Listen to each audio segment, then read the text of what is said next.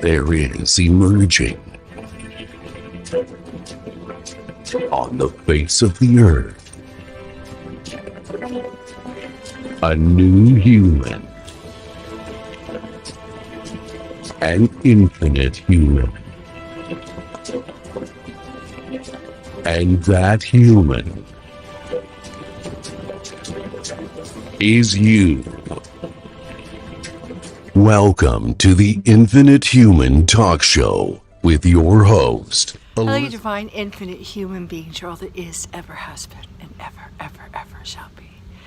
And this is part of my series, In Search of America, and I am here at the birthplace of America. And here's a obelisk, and can you guess where I am? That is the question. Does anyone even know where it all started? I know because my ancestors came here. I am from one of the first lineages that came from England to this country and created the first lasting English settlement. You guessed it, Jamestown. Now I'm here in Jamestown.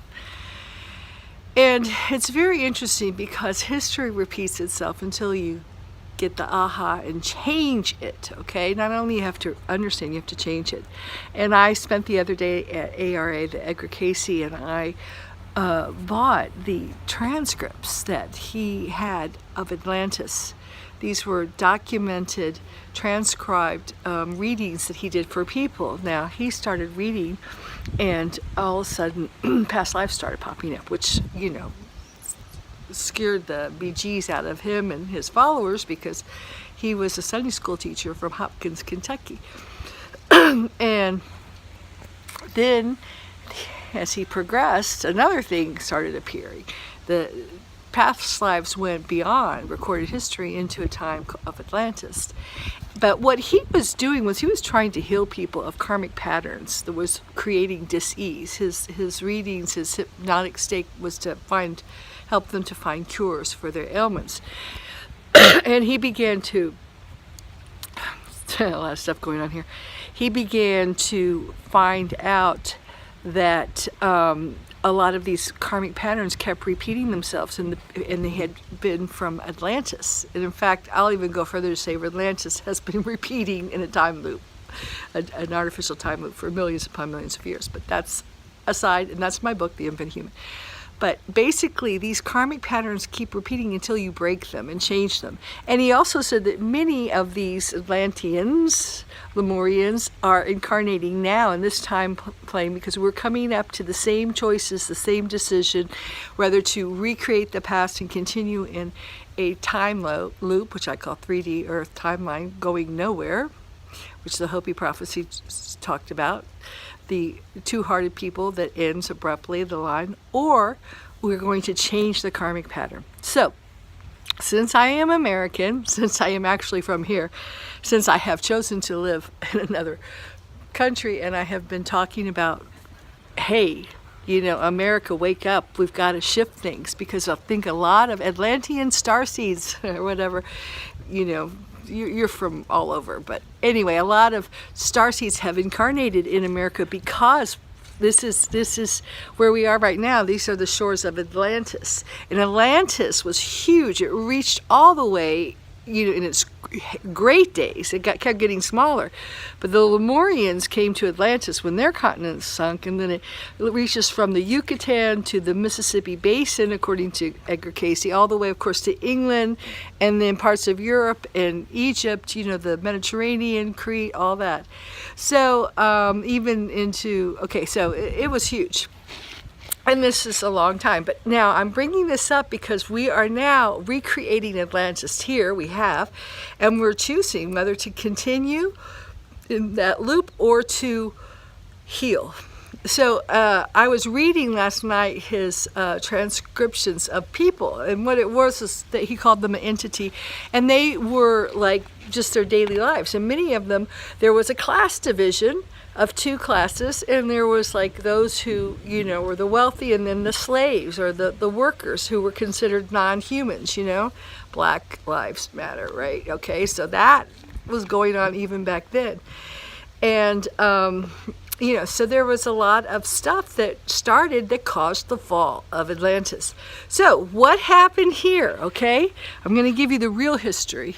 I actually went to the settlement where all the school kids were being taken. That was down the road, and it's a recreation, and something inside me said, nah, this isn't right. So I came to the real site. This is the real place where this all happened, where our country was formed. The karmic patterns of our country was formed. Now, on December 6th, 1606, yes, I've got my dates right, but it was a 666 configuration that caught my attention. Interesting. The three ships set out. And no, this is not the Nina, the Maria, and the Santa Maria. That's not the real deal, okay? This is where it happened. It started. This was where America began. And they were sent by the Virginia Company, a corporation. One of the ships was named Godspeed. Interesting. So it was all men. I just saw the number, but like 434 men and boys. Okay, that first mistake. Secondly, okay, they came here with, you know, very little. They were here actually by a corporation to make a profit, you know. And of course, they were ill prepared. They created a fort, the first settlement here in America, you know, English settlement, and they started to starve to death the first winter.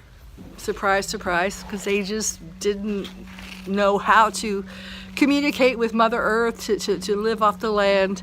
They had none of those skills. So the truth is, the Potomac Indians, and the chief's name, God, I can't pronounce it. Hopefully I'll do it in a later video. But they were frightened of the Indians, so they built a fort. But actually, the Indians took pity on them because they were starving. And this is a history that repeats itself, because I also saw that in Kentucky. The Indians took pity on the settlers who just had no clue as to how to take care of themselves, how to live in harmony with the earth. They were clueless, you know, which is a European, you know, white man kind of way. All right, so they actually brought them food, and they survived.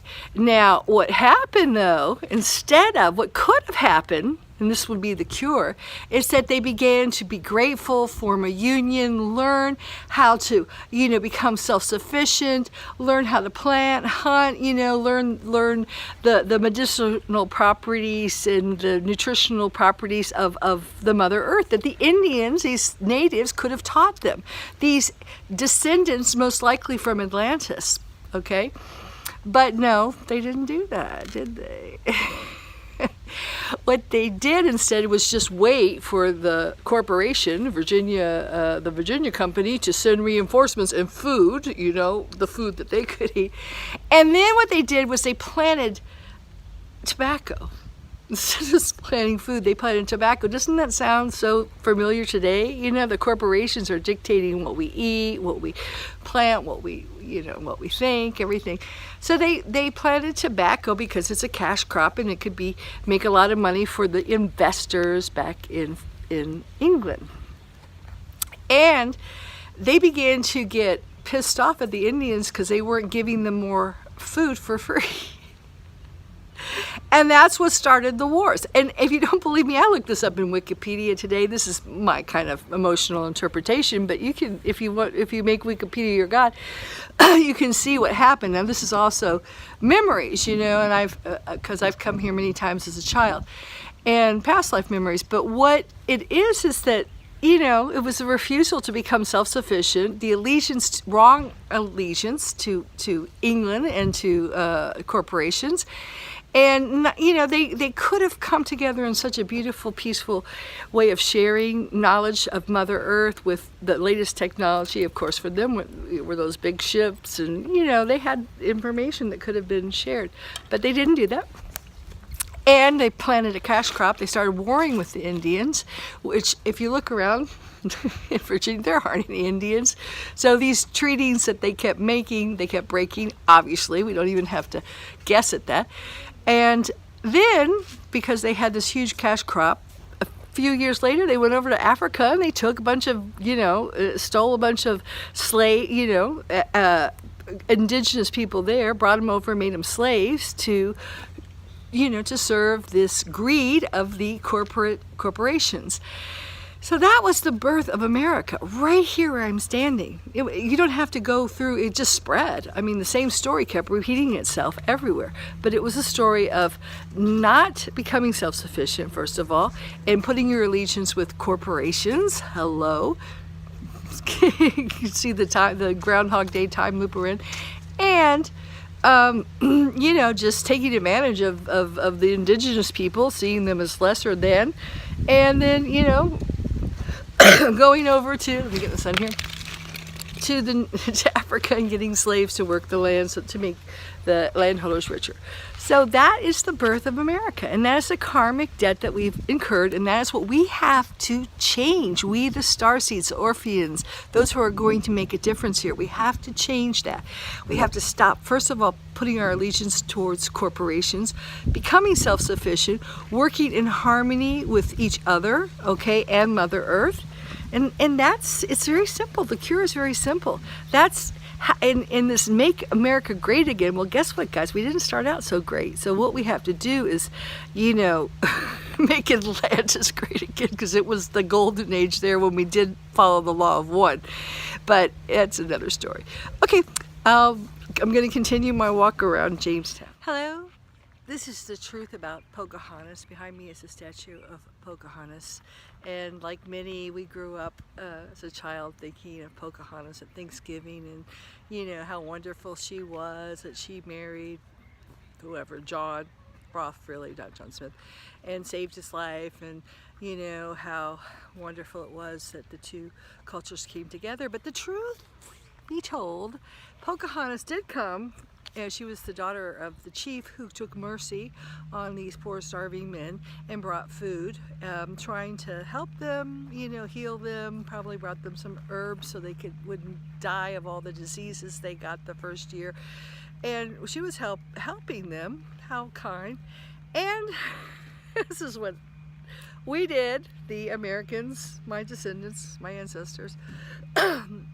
They kidnapped her, stole her from her tribe, from her father, from her family, brought her here, forced her to become a Christian, gave her Christianity lessons and baptized her, and then forced her to marry one of the guys to keep the peace. This is a very reoccurring thing. I write about a lot about the whole thing of stealing women, using their bloodlines to, create other races of people. She probably had very high Atlantean bloodlines, and she ended up dying in England, and I'm sure she missed her family, but that's the truth about Pocahontas.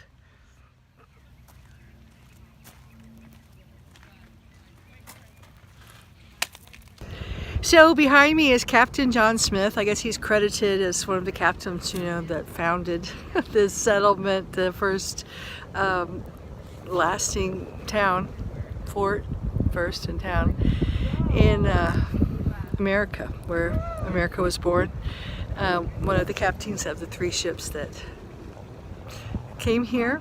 And behind me are some graveyards, and there are a lot of graves because a lot of people died the first year. They died of all kinds of infections and diseases because they just didn't know how to adapt and take care of themselves, and they didn't realize that a lot of the medicines were just growing right under their feet.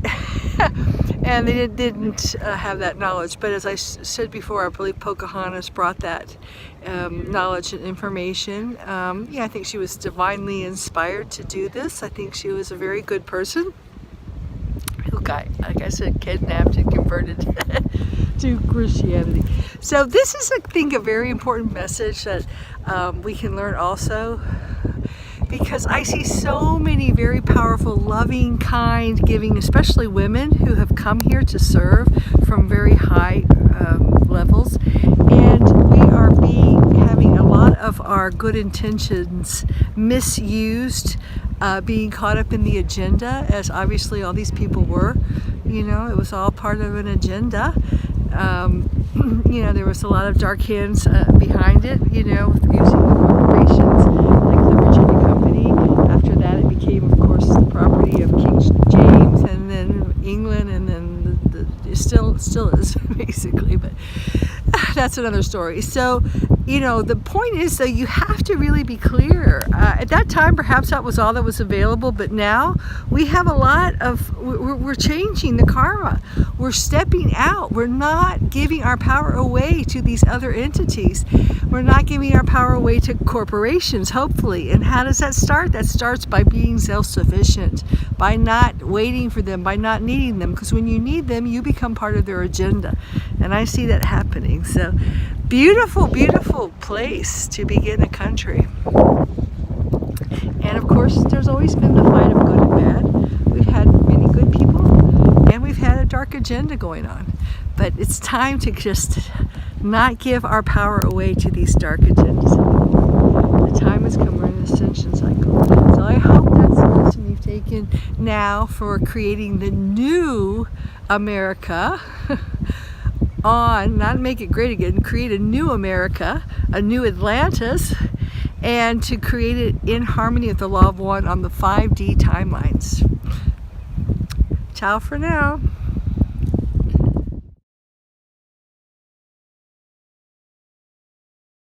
So over there's a plaque commemorating Queen Elizabeth's visit here and paying respects to the first English colony that survived. There was another colony, it's called the Lost Colony, further down the coastline, that did not survive. Everyone died. Now, as I told you, I really think it was from the grace of the Indians, Pocahontas, bringing them, you know, food and herbs to heal them. But actually what happened here is a lot of people ended up eating each other. They said they ate the dead ones, but, you know, they cannibalized whatever they could. Shoe leather and, you know, God knows what else. So, unfortunately, it just seems kind of just unfathomable that they could not learn from the Indians, you know, humble themselves enough to learn from these indigenous people who could have shifted the whole history so that they could have learned to take care of themselves and survive rather than, you know, planting tobacco and bringing slaves in. But, you know, that's what happened. So hopefully we'll do it different now. Now also, though, what happened was first the men came over, and then they brought the women, of course, because they wanted to create a settlement and country. But a lot of the Grail lines, the royal Grail lines, escaped England. You know, a lot of people who were under persecution, very high lineages of DNA that had to go underground and hide. You know, like, for example, my family was the Huguenots that escaped France and then into England, and then the English came, you know, over here, and you know, this is where my family is from. So I'm kind of reclaiming my royal lineage now, because I've met a lot of very high resonating Grail line dragon queens here in Virginia, whether they know it or not. And I'm reconnecting and remembering that, because it is a way that these sacred dragon lineages, these Lemurian and Atlantean high 12 strands of DNA have survived, and we are now able to activate them. So that was a lot of the passage of what was the Exodus that was out. So, you know, there's always the good and the bad in the world of duality, you know, the 3D. So it's important to know what you're looking at, know your history, and then change it. Ciao for now.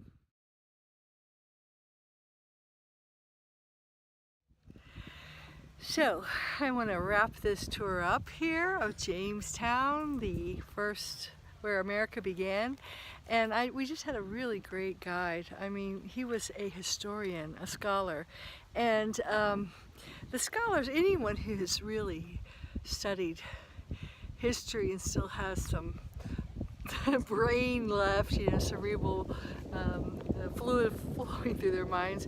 This guy, said things that I was just saying. He said history is repeating himself. He's a tourist guide here in Jamestown. He said these guys came over from a corporation. Many of there was about 100 guys, so it was not a popular, conquest. These were most likely desperate people. There were some gentlemen that came, but they all thought they were going to be like on the board of directors or something, and there was 50 of them, and they only chose 5 or something. So, but the whole reason they came here was money, conquest, and they signed a document, and he told us the document was totally one-sided, giving King James, the same James who wrote the Bible, a Scottish king, the same James that this town is named after, the river is named after, everything is named after, and all these people, put their lives on the line, and they got like a small percentage of any of the profits, and of course the stockholders, the corporation, and the king got it all, and many of them of course ended up getting killed or died of starvation, because basically the king and country and the corporations are not, loving, giving, caring things. They're greedy organizations that just came here to conquest. And then he explains how this was the hunting ground, the place where, like the grocery store, the place where people got their food to feed their families. And these people looked around and said, oh, nobody's here, let's take it. And that's why these surrounding tribes, 6 tribes, ended up attacking them, and actually ended up saving their lives, which is really very amazing. So, British history, which is, and my mother's name, her middle name is James, Margaret James Enos. So it's branded all over me. It's part of my karmic, but I mean, we're all, come from there. The original settlers, America is basically, was a British colony, and now it's a British corporation. If you really want to know what's going on, and I talk about that in my book, The Infinite Human. But, history keeps repeating itself until you change it. And this is the time where we are going to have to change it. Kiki wants to go. Ciao for now. Bye. Bye.